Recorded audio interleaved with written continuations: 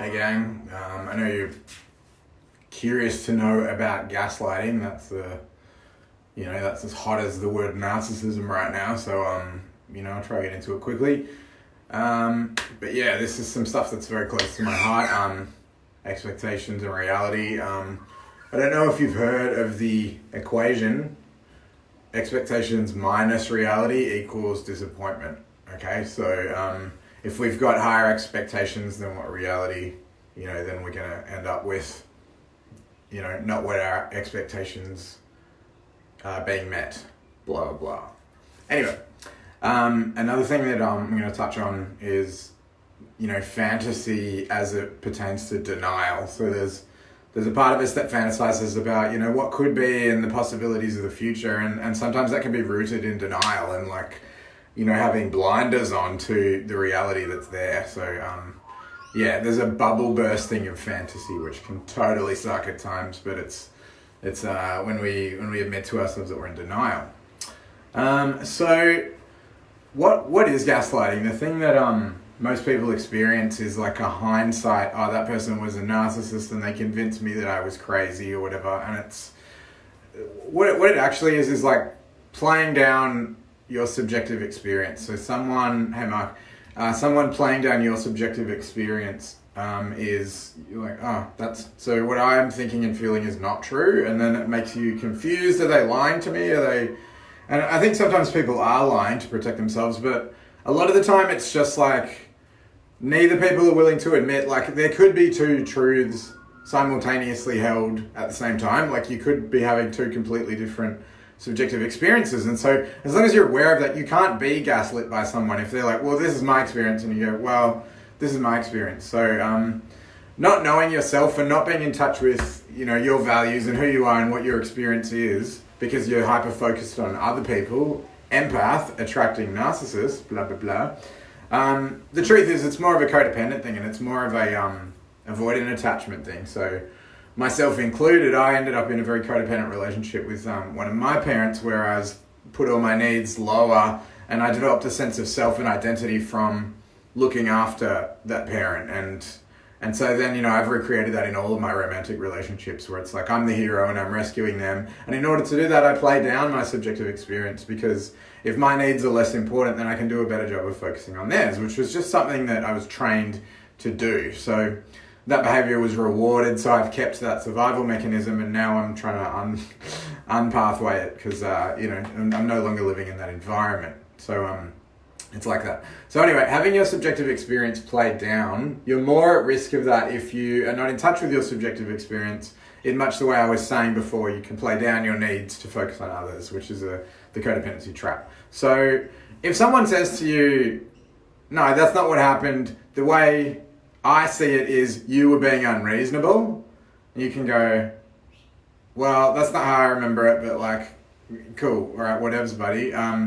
Because you being unreasonable might be like, I was deeply upset and triggered and carrying on, and we all know what it's like when you think your partner's being unreasonable, but they're very upset, or when a child's having a tantrum, you're like, God damn it, not now, and it's like, by playing down their subjective experience, that's actually gaslighting. It's like, no, what you think and feel is happening doesn't matter. Put on your shoes and get in the car. So we gaslight children a lot, and it's confusing, because if you tell a child, oh, you're being silly, when they're scared of something, they're like, okay, so my fear is not valid.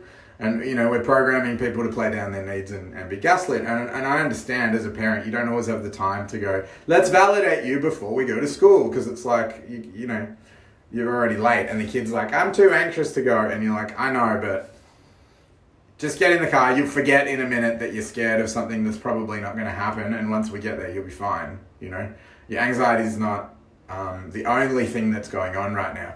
And see, that's the thing where people are at risk of being gaslit, is if your partner's like, you're being ridiculous, and you're like, all right, well, that's your subjective experience. Mine is I'm really upset. And if you're too counter-triggered to help me with being upset right now, then we need to just take a minute and both validate ourselves separately. So they can validate you're being emotionally inconvenient, and you can validate I'm upset, and they're not really admitting that, fault. And it's like, do I want them to admit fault, or I just want to reestablish harmony, which is the thing. we go to our good friends to be consoled about stuff that's going on in our lives to reestablish like a homeostasis. It's not, you don't go to your friend and go like, I want you to get upset as well and feel guilty. It's like, that's, but we do that with our partners for some reason. And it's partly because of this fantasy, the introject. I'm going to talk about introject, all right? So regarding gaslighting, like you can have two simultaneous subjective realities. And if you know yourself and you're aware that your needs and stuff are important, you can just go, all right, that's your experience. That's mine, rather than them saying what happened and you're like, oh, is that what happened? It doesn't feel like that's... And that feeling of like that they've lied to you or they've convinced you of a truth that's not correct is really just not having a strong enough sense of self, all right? And while I'm on the subject of sympathy for the devil, of people who are manipulative and who are lying and stuff, is there's two ways of looking at it. Is like, in some people's story, you might be the narcissist because they're not getting their needs met. And simultaneously, subjectively, it could be a traumatic, desperate need for control. So see, those two things are happening. In one person's reality, you might be the bad guy, or they might be the bad guy. And then in the other person's reality, it's like, oh, this is a traumatic need for control that's rooted in desperate manipulative behavior. That's like, oh, please don't leave me, or please don't take away the money or the house or whatever. It's this desperateness, right? And so manipulation and stuff can come from those needs. So it's like one person's like, you're a narcissist, I'm not getting my needs met. And the other person's like, I need to control you because I'm scared my needs aren't getting met, So it's two different and conflicting subjective realities, right? So yeah, the hard bit is sticking to your guns and validating yourself and going, what I'm experiencing is real. And that can easily get muddied if you don't have a strong sense of self, right?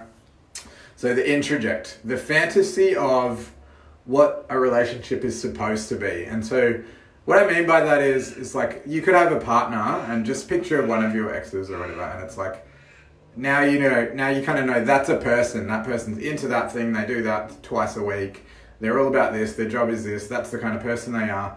And that's, how we look at our friends and people in our lives as well. Like, what do I know about that person?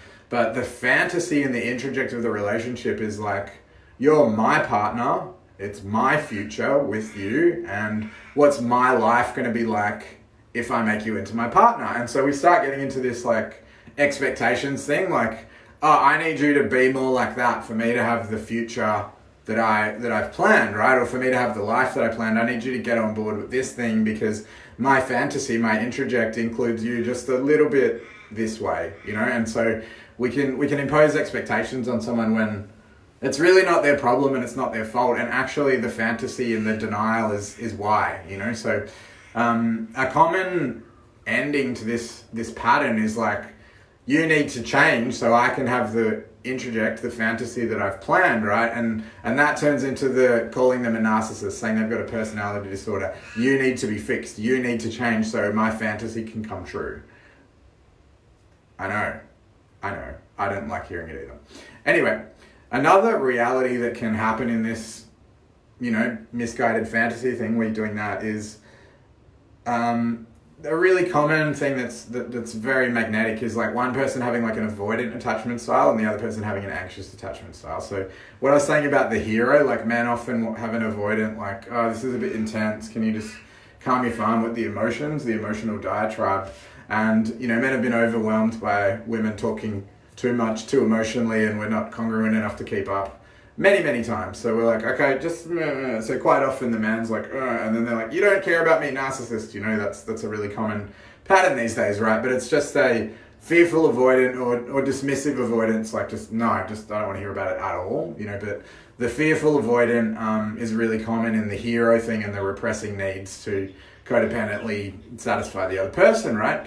This couples really well with the insecure attachment style because it's often the woman really wants to be needed to have a sense of worth, right? So she wants to be wanted to feel good about herself, and then he needs to be needed to feel good about himself. So it's just like, perfect, this is perfect. Like, I need to be the hero and look after you, and the girl's like, I need you to look after me so that I feel worthy of being loved, So really common, but that can be a reality underneath the, I expect you to be like this because I've got this fantasy of what my partner's like. And it's like, actually, the happily ever after is not on the menu. Like we think, oh, we're going to get this fantasy of this relationship and we're going to live happily ever after. We're going to live on the beach. We're going to have 2.5 children. When really those two attachment styles I just described to you, the avoidant attachment, which is like, I need to repress my needs to feel a sense of worth. And like, I need you to chase me to feel a sense of worth, are rooted in dysfunction. It's childhood trauma, and we actually want to maintain the trauma and keep playing that game because it feels deeply comfortable. So in saying we want this fantasy of happily ever after, actually we don't. We want to be unhappy. We want to feel like I need to repress my needs.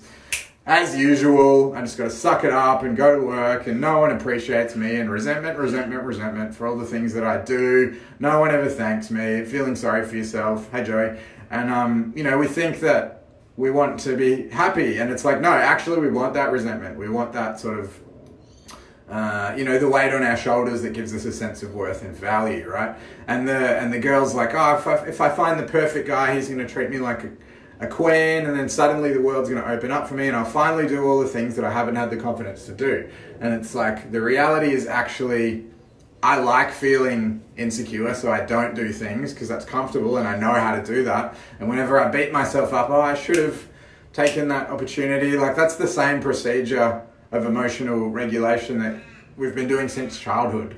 So we actually don't want something different to that. It's like, no, that's this failure and oh, damn it. And then the guy consoling me, or, roles reversed, or gay or trans or whatever. And we actually want that dysfunction to continue because it's the only thing we know, right?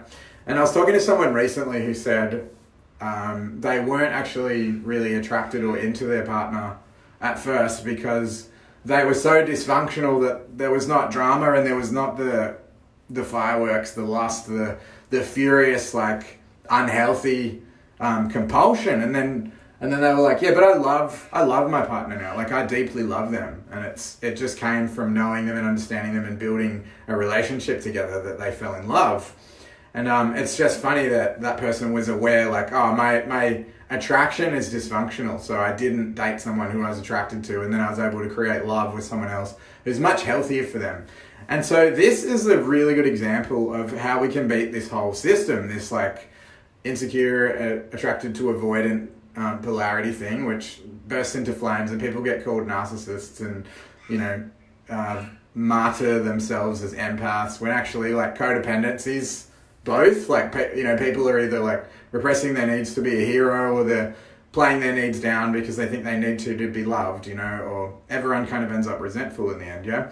So to actually have that sense of self that is ungaslightable is, really loving yourself. And so if you need to write a list of, I love myself when I do this, I go to the gym, I eat vegetables, I'm vegan now, so I'm really deeply proud of myself and really feel like I'm loving myself in the world around me. Don't correct me with, like, corn kills rats or whatever, like, they're rodents, who cares?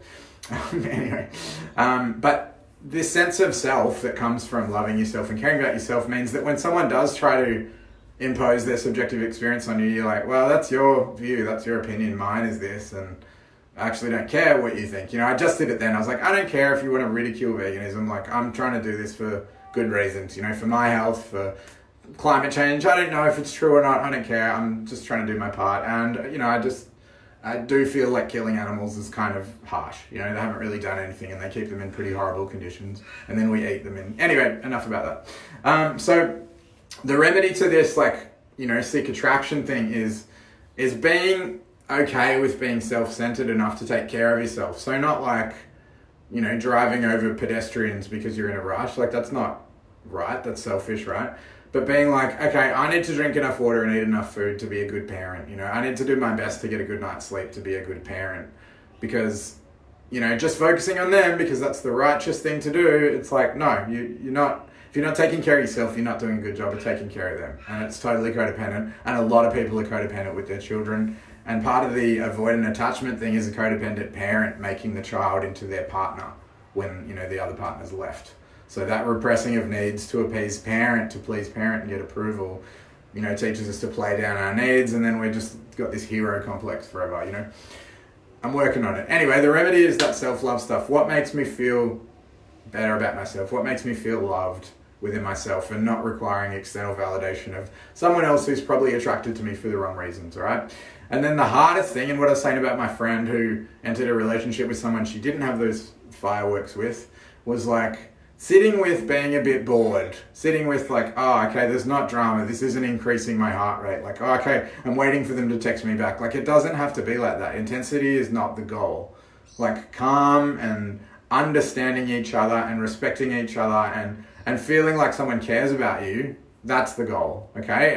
And getting those things from yourself so you don't desperately need them. You don't need that text back because you've had a good day, because you made sure you had a good day. You got your stuff done, you've nourished your health, you've nourished your career, you've nourished your well-being. You're like, I don't need someone else to pat me on the back and, you know, make me feel good because I make myself feel good. You're more likely to attract someone who's similarly healthy, you know? And the hard bit is like, it feels a bit boring when you're used to fireworks. And a lot of us aren't used to being happy. Like, we want that dysfunctional thing because that's what we understand and we know how to feel our way through it. We know the emotional processes to survive in those environments. And it's like, can you actually cope with being happy? I want you to ask yourself right now, are you okay with being happy? Because it is a little bit boring and it is a bit weird. And there are parts of us that limit joy because, you know, someone walked into the room and yelled at you when you were happy one time, or, you know, you got embarrassed just as you were enjoying yourself and you're like, oh, okay, so we start limiting our happiness, right? And so the way to mindfully do that is like, I'm happy right now and it's okay. It's okay. Everything's okay. This person likes me and it's okay. I don't have to do anything. I don't have to limit my needs to keep them interested. If they don't like me when they get to know me, that's an unhealthy attachment. They're like putting on the blinders for red flags because they're so desperate to be in our relationship with our person. They're objectifying you, okay? They're trying to get the fantasy, the partner, the future, the life. It's not about you. It's like, relationship, need to be in relationship. Now I can act out my trauma. Do you want to be in that, or do you want someone to get to know you and understand you and just and have a boring, happy life with you because they actually like who you are and you've got the same interests and the same values? I know what I'm trying to achieve. I'm trying to be a healthy enough person to attract healthy enough partner that I can have a peaceful, boring life. And just because dysfunction's familiar and comfortable doesn't mean that we have to live with that. It's just that mindfulness of being okay with the peace and the quiet, and just when it's there to go, this is fine. I don't have to be anxious that this is going to be taken away. This is fine. It's like, I've suffered enough. You know, you've suffered enough. Do you really deserve any more? Like, whatever you feel guilty of, you need to forgive yourself right now, because I'm pretty sure that no one remembers what you did. Honestly, how many bad things do you remember that other people did when they were embarrassed? Do you remember 20 years ago when someone embarrassed themselves? Maybe once or twice, but no one fucking remembers what you did. Seriously, they don't. And I know that from like some of my amends things in the 12 steps. Like, I made amends to people and they were just like, oh, yeah, cool, man. Yeah, cool, thanks. You know, I hadn't thought about it in a really long time. And they were quick to absolve me because they were like, oh, okay, well, yeah, I appreciate your apology, no worries and stuff. You know, there's only so long we can flagellate ourselves for things that happened a long time ago. So, you know, if you believe in God always forgiveness, but also forgive yourself. And it's okay to be happy. It's okay to have a nice, boring, peaceful existence. And for it not to be rooted in the dysfunctional games that you're so accustomed to, but it requires like a mindful, like sitting with it, like, this is fine. Everything's fine. I don't have to fight. I don't have to change myself. It's okay for me to have this. It's okay for me to deserve this. It's okay for you too. Love you.